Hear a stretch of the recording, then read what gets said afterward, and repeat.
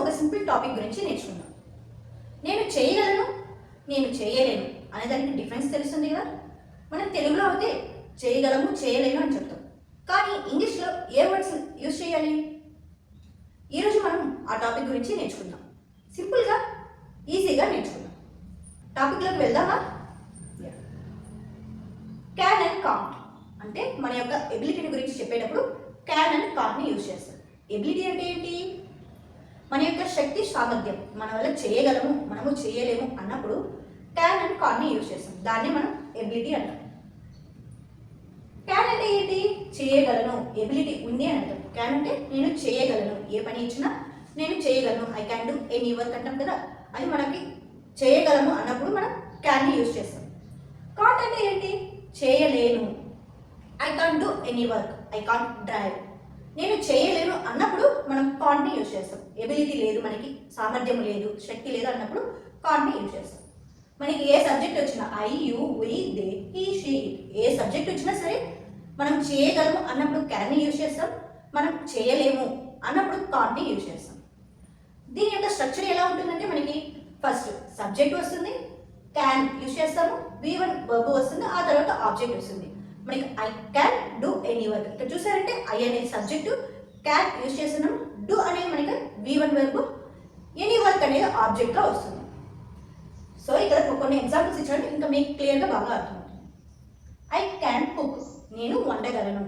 So ఇక్కడ చూసారంటే I అనేది సబ్జెక్టు, క్యాన్ అనేది మనం ఇక్కడ యూజ్ చేస్తున్నాం కదా, క్యాన్, అండ్ కుక్ అనేది V1 వర్బ్. నేను వంట చేయగలను అని చెప్తున్నాను. He can drive a car, అతను కార్ను నడపగలడు. ఇక్కడ మనకి సామర్థ్యం ఉండి మనం చేయగలము అన్నప్పుడు క్యాన్ని యూజ్ చేస్తాం. షీ క్యాన్ స్పీక్ ఇంగ్లీష్, ఆమె ఇంగ్లీష్ మాట్లాడగలదు అంటున్నాం. మన గురించి చెప్పినా, ఎదుటి వాళ్ళ గురించి చెప్పినా, వస్తువుల గురించి చెప్పినా దానికి సామర్థ్యం ఉన్నప్పుడు క్యాన్ని యూజ్ చేస్తాం. హార్స్ క్యాన్ రన్ ఫాస్ట్ చెప్తాం. ఎందుకు? మనకి క్యాన్ అనేటప్పుడు యూజ్ చేసినప్పుడు V1 వర్బ్కి ఎప్పుడు ఎస్ రాకూడదు. హార్స్ క్యాన్ రన్ ఫాస్ట్ అని చెప్పాలి, ఎస్ అని యాడ్ చేయకూడదు. ఈ విధంగా మనం she can speak English, she can write English, ఈ విధంగా డిఫరెంట్గా వర్బ్స్ని యూజ్ చేయొచ్చు. మనకి ఎప్పుడు కానీ క్యాన్ యూజ్ చేసినప్పుడు వెర్బ్ పక్కన ఎస్ యాడ్ చేయకూడదు. సింగులర్ వచ్చినా సరే, ప్లూరల్ వచ్చినా సరే మనకి వెర్బ్ పక్కన ఎస్ అనేది యూజ్ చేయకూడదు. ఇప్పుడు సింపుల్గా పాజిటివ్లో మనం ఎలా చెప్తాం? క్యాన్ అంటే మనం చేయగలం, I can cook, he can drive a car, she can drive a flight. ఈ విధంగా మనం చెప్తూ ఉండొచ్చు. ఇప్పుడు క్యాన్ అనేది చూసాం. ఇప్పుడు కాంట్ అంటే నేను చేయలేను, I can't drive a car, నేను కార్ని నడపలేను అంటాం కదా. అలాంటప్పుడు మనం మన వల్ల చేయలేము అన్నప్పుడు కాంట్ని యూజ్ చేస్తాం. దీని స్ట్రక్చర్ చూడండి, subject plus can't plus V1 వస్తుంది. యూ కాంట్ కుక్, మీరు వంట చేయలేరా? They can't clean the house, వాళ్ళు ఇల్లుని శుభ్రం చేయలేరా? We can't speak fluent English yet, ఇప్పుడు ఇప్పటికీ మీరు ఇంగ్లీష్ మాట్లాడలేరా అన్నప్పుడు మనం చేయలేము, మన వల్ల శక్తి, సామర్థ్యం లేదు అన్నప్పుడు మనం కాంట్ని యూజ్ చేస్తాం. ఇప్పుడు క్యాన్ అంటే మనం చేయగలము అన్నప్పుడు క్యాన్ని యూజ్ చేస్తాం. కాంట్ అంటే మనం చేయలేము అన్నప్పుడు కాంట్ని యూజ్ చేస్తాం. ఇప్పుడు ఆ క్యాన్ కాంట్ని యూజ్ చేసి క్వశ్చన్స్ ఎలా అడగాలో చూద్దాం.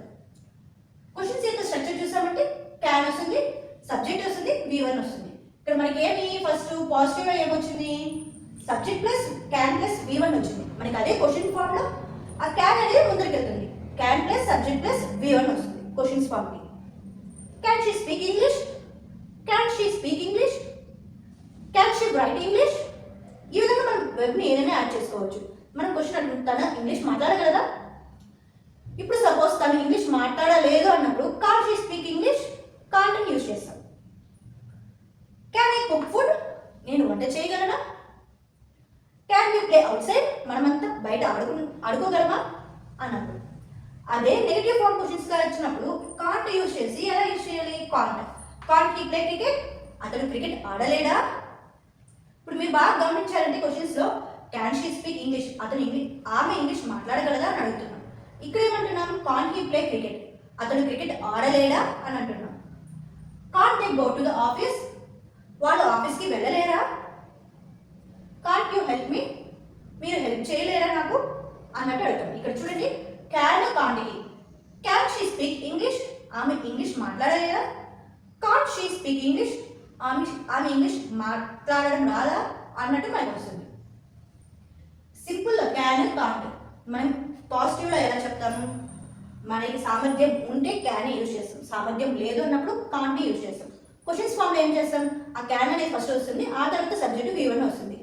సేమ్ క్యాన్ మన వల్ల అవుతుంది అన్నప్పుడు క్యాన్ యూజ్ చేస్తాం, మన వల్ల చేయలేము అన్నప్పుడు కాంట్ యూజ్ చేస్తాం. ఇది సింపుల్ టాపిక్కే చూసాం కదా.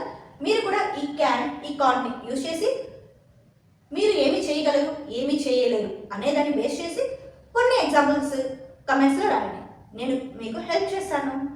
ఇలాంటి సింపుల్ ఇంగ్లీష్ వీడియోస్ కోసం ఈ ఛానల్ని సబ్స్క్రైబ్ చేసుకోండి. ఇంకొక వీడియోలో మళ్ళీ కలుద్దాం. Thank you.